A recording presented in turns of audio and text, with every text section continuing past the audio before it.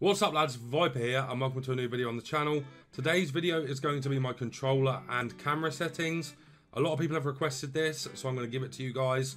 Not very much going on, there's a few changes to what maybe normal people would have. One big change that I've had for a few years now that I find very important. Obviously for me, I have to have the competitor mode switched on because I play at Division Rivals and FUT Champs and they're mandatory in them game modes. So that's going to be on. But I'm going to give you the settings for if you're more of an offline player like squad battles, online draft. I don't think you need it for online draft. I don't think it's on by default. But in squad battles it definitely isn't. So you can use these to help you in squad battles if you don't want to play with a competitor master switch. So without further ado, let's get into it. So this is on by default, right? So as you can see here, free pass assistance is on semi, which is a change. I think it was on assisted last year and that's what made the through balls so good. They are still good this year, not as good as they were last year.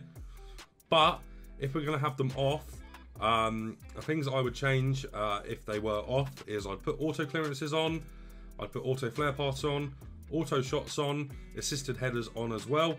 Jockey would have it assisted. Free pass assistance would be assisted. You'll get the best through balls then as well.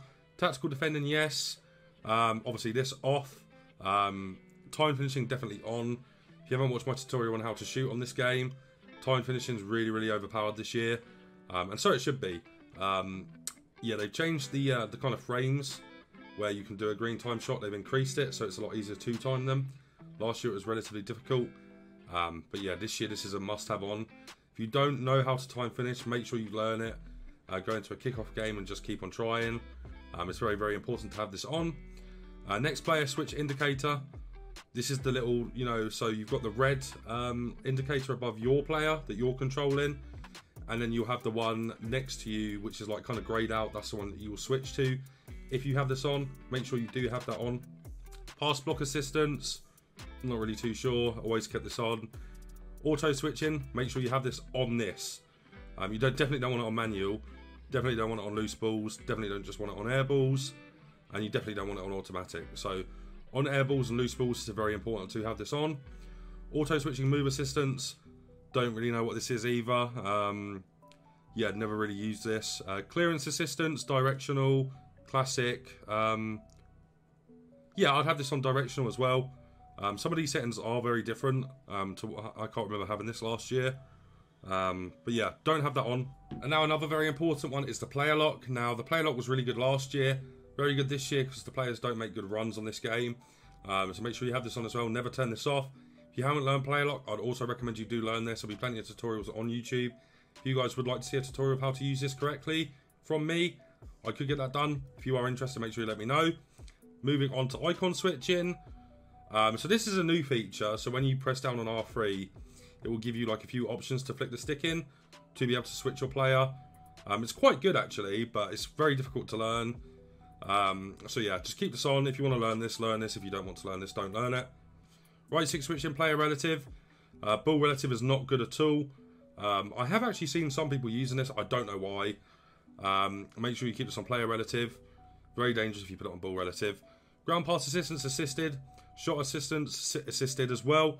All of these should be on assisted for you. Save assistance, who cares about that? Yeah, you know, that's your goalkeeper. He's AI based anyway. Analog sprint, always kept this on. Don't really know what it does, to be honest. And then we have the most important one in the entire controller settings. This is the pass receiver lock. Now, this is set to late by default.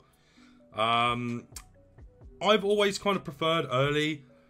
Reasons being, because I play with quite fast reactions. So I know where I want to pass the ball straight away.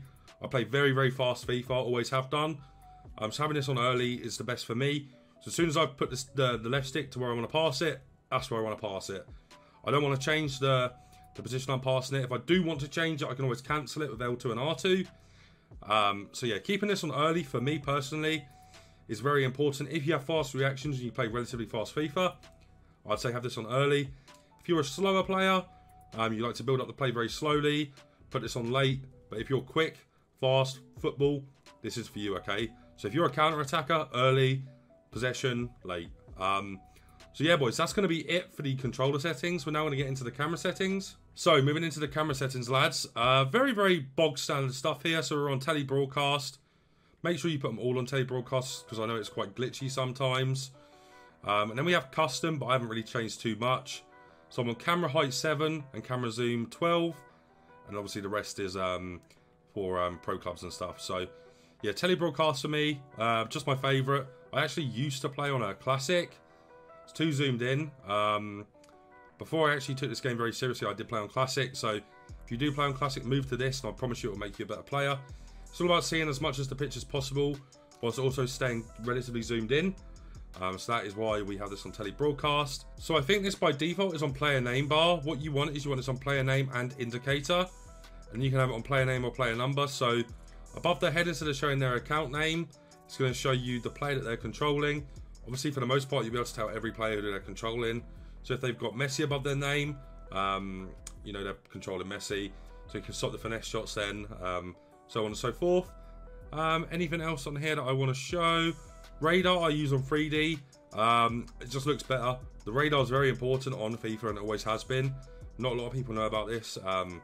Not a lot of people use the radar, but if you want to play a long through ball and you can't see it on the camera, you use the radar to see when they're on the last man. So yeah, keeping your radar on is very important, and making sure you have it on 3D is quite nice as well. It's up to you though. If you want to keep it on 2D, keep it on 2D. And then anything else? Right, so this kind of stuff, score clock drop down, and what else is it as well? Scrolling lineups and like all of the extra graphics they put on the game. You want this off. There's no point having, you know, if they're going to tell me that Rashford's about to score 100 goals, I just don't care. I don't want to see that on my screen. I just want to be lasered in on the gameplay. So if you guys want to turn this off as well, kind of gets rid of a bit of immersion. But if you're playing Ultimate Team, I don't really think you're too worried about immersion. You're more worried about winning games. That's me anyway. So yeah, turn this stuff off, and you won't have as much like clogging up your screen, which is very nice. And then for this, if you want to put this on, this will show you the ping in your games. So if you're on 40 ms, it will have it on the top right corner. If you want to have this on, but there's not really much point. You know, the game's laggy anyway, the game's delayed anyway, so there's not much point having this on. But yeah, boys, I think that's it for the camera settings and the visual settings. We've gone through the controller settings as well. So if you did enjoy today's video, lads, over my camera settings and controller settings, make sure you leave a like. If you're not subscribed, make sure you subscribe. But that's it from me for now, lads. Take care.